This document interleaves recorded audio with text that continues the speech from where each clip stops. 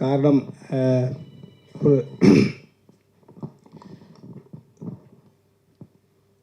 ஒரு தந்தை அப்படின்ற ஒரு ஸ்தானத்திலிருந்து பேசுகிற பொழுது ஒரு நெகிழ்வான விஷயம். இந்த இடம் என்பது நான் நிற்பதற்கு காரணம் மேலே இருக்காங்க அம்மா அப்பா. என்னை இயக்கி கொண்டிருப்பது அவர்கள் வளர்த்த வளர்ப்பு. என்னிடம் ஒன்றுமில்லை. ஸோ அதை நான் தெளிவாக இருக்கேன். நான் ஏதாவது சாதிச்சிருக்கேன் அப்படின்னா அந்த all credit goes to my dad and mom தான்.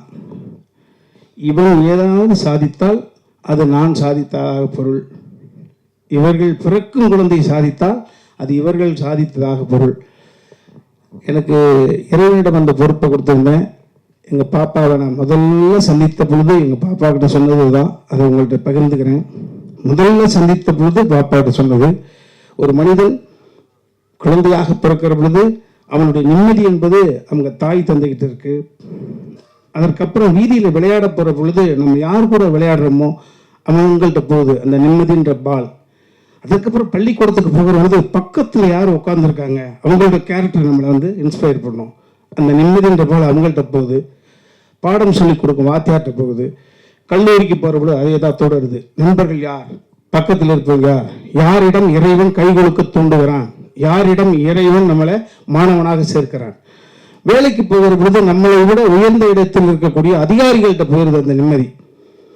இப்படி ஒவ்வொரு நிம்மதியாக போகிற பொழுது அதற்கு அப்புறம் பர்சனல் வாழ்க்கை என்று வருகிற பொழுது நமது நிம்மதிங்கிற பால் நம்மளை கரம் பிடிக்க போகக்கூடிய வாழ்க்கையினுடைய துணைகிட்ட போகுது, நம்ம மனைவி கிட்ட போகுது. அதே போல என் மனைவி கிராமத்தில் கல்யாணம் பண்ண எங்கள் பெரியம்மாவோட பேச்சு ஆரோக்கியமாக பிறக்க வேண்டுமே என்ற நிம்மதி அங்கே போகுது. அந்த என் மனைவியுடைய அந்த கற்பம் சூழ்ந்திருக்கிற போது இந்த வயிற்றில் போகுது. அதே போல அந்த நிம்மதிங்கிற பால் மறுபடியும் சொல்லண்டு இவன் வயிற்றுக்குள்ளே இருக்கிற பொழுது இவன் ஒழுங்காக பிறக்கணுமே போச்சு. இப்படி தொடர்ச்சியாக போகிற பொழுது என் மகளுக்கு வரன் தேடுகிற பொழுது மருமகன் நல்லா இருக்கணுமே, அவனுக்கு எந்த விதமான அந்த மாதிரி அவன்கிட்ட போச்சு, மருமகன்கிட்ட போச்சு. அந்த மருமகனை தேர்ந்தெடுக்கக்கூடிய உரிமையை கூட என் மகனிடம் தான் கொடுத்தேன். காரணம், ஒருவருக்கு 2 குழந்தை இருக்கலாம், 3 குழந்தை இருக்கலாம், எனக்கு 2 குழந்தை. எப்பா, எனக்கு மருமகன் அமைவதை விட, உங்கள் அம்மாவுக்கு மருமகன் அமைவதை விட, உங்கள் அக்காவுக்கு கணவன் அமைவதை விட உனக்கு மைத்துனன் சரியாக அமைய வேண்டும். நாங்கள் இருக்கும் காலம் வரை எங்களால் இந்த பூமிக்கு படைக்கப்பட்டவர்கள் இணைபுரியாது சந்தோஷமாக இருக்க வேண்டும். ஸோ நீ சொன்னீன்னா மகளை கொடுத்துருவேன். ஸோ அப்படி தான். ஸோ இந்த நிம்மதி என்பது தொடர்ச்சியாக என் மகள் இப்போ இறுதியாக எங்கள் பாப்பாட்ட சொன்னேன், அம்மா இறைவன் நம்மளை அடிக்கடி சந்திக்க வைக்கக்கூடிய சூழ்நிலை உருவாக்கி கொடுத்துட்டான். நிறையா பேச போகிறோம். முதல்ல அப்பா அங்கிளை பார்க்குற பொழுது என்ன சொன்னாங்கன்றது காலம் முழுக்க ஒன்று இருக்கணும்னா அது மாதிரி பாப்பாட்ட சொன்னேன், அம்மா இந்த நிம்மதி என்கிற பால் இப்போ உன் மடிக்கு வந்திருக்கடா செல்லம். ஸோ எங்களுடைய எதிர்காலத்தை, எங்களுடைய அடுத்த தளத்தை நீ தாயாக இருந்து வழிநடத்த வேண்டும் என்று சொன்னேன். வீட்டுக்கு மருமகளாக வந்தாலும் எங்களுக்கு மகள் தான். எங்களுடைய அடுத்த கட்ட எல்லாமே எங்கள் பாப்பா கையில் போயிருக்கு. ஸோ அதை தான் பாப்பாட்ட வலியுறுத்தி சொன்னேன். இதையெல்லாம் தாண்டி எனக்கு இது சுமையா சுகமா அப்படின்னா சுகம், ஆனால் சுமையான சுகம். காரணம், பார்த்து ஒரு சுயம்பு. அர்ஜுன் சார் நான் சம்பந்தியாக பார்க்கவில்லை, நான் சார் தான் கூப்பிட்டுக்கிட்டு இருக்கேன், அவனு சார் தான் கூப்பிட்றான். நான் என் உயரம் தெரிந்தவன். நான் எல்லா ஸ்டெப்பை நான் அளந்து வச்சு தான் வந்திருக்கேன். யாருடைய எள்ளி நகையாடலுக்கும் நான் எந்த விதத்திலும் காரணமாயிடக்கூடாது. பயந்து வாழ்க்கையை தாழ்வு மனப்பான்மையோடவே ஒவ்வொரு நிமிடம் நகர்த்தி கொண்டிருக்கிறவன். உங்களையெல்லாம் பார்க்கிற பொழுது கொஞ்சோண்டு சம்பளம், பெரிய அளவு முரட்டு மாடி பங்களாக்கெல்லாம் கிடையாது. எவ்வளவு சிரிச்ச முகத்தோடு அழைத்த குரலுக்கு ஓடி வர்றீங்களே என்ற பொழுது உங்களை பார்த்து ஒவ்வொரு முறையும் வியப்பேன். அது மாதிரி இன்றைக்கி அந்த மாதிரி வேந்த சூழ்நிலை தான் இருந்துகிட்ருக்கேன். அதை சார் காலமும் கடவுளோ அவரை எங்களுக்கு சம்பந்தியாக நியமிச்சிருக்கு. அவரை பார்த்தா ஏதோ சுயம்பாக வந்தவர்.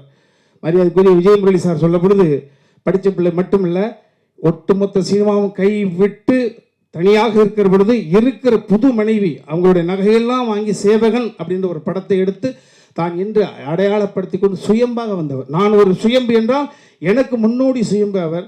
ஸோ அவரை நான் சம்பந்தியாக பெற்றதில் என் தாய்க்கும் தந்தைக்கும் இறைவனுக்கும் நன்றி சொல்கிறேன். இந்த உறவு நீடிக்கும். நிச்சயமாக சினிமா குடும்பம், கலை குடும்பம், மற்ற எந்த ஒரு சூழ்நிலை எங்கே ஒரு மான் மேய சென்றால், ஒரு பிள்ளைகள் ஓடி சென்றால் மறுபடியும் வீட்டுக்கு வந்து சேருவதை போல நேற்று வரை நடந்த நிகழ்வுகள் எல்லாரும் முதலமைச்சர் உட்பட அரசியல் பிரபலங்கள், சினிமா பிரபலங்கள் அத்தனை பேருக்கும் உங்கள் மூலமாக அந்த நன்றியை நாங்கள் தெரிவிச்சுக்கிறோம். 2 குடும்பத்தின் சார்பில் ஒரே ஒரு விஷயம், எப்பொழுதும் எங்களிடம் பேசலாம், எதை வேண்டுமானாலும் பேசலாம். ஸோ அந்த உரிமை உங்கள்கிட்ட இருக்கு. எந்த விதத்திலும் இந்த குழந்தைகளுடைய அடுத்த கட்ட நகர்வுகளுக்கு, எங்களது நகர்வுகளுக்கு எப்படி பின்புலமாக இருந்து அடுத்து எங்களை நகர்த்தி கொடுத்தீர்களோ, இந்த குழந்தைகளையும் எதிர்காலத்தையும் உங்களிடம் ஒப்படைக்கிறோம். நீங்கள் உங்கள் வீட்டு பிள்ளைகளாக இருந்து எது வேண்டுமானாலும் எங்களிடம் சொல்லலாம், உரிமை இருக்கிறது. ஸோ அப்படி உங்கள்கிட்ட அந்த பணிவை மட்டும் வைத்து நான் விடைபெற்றுக் கொள்ள நன்றி.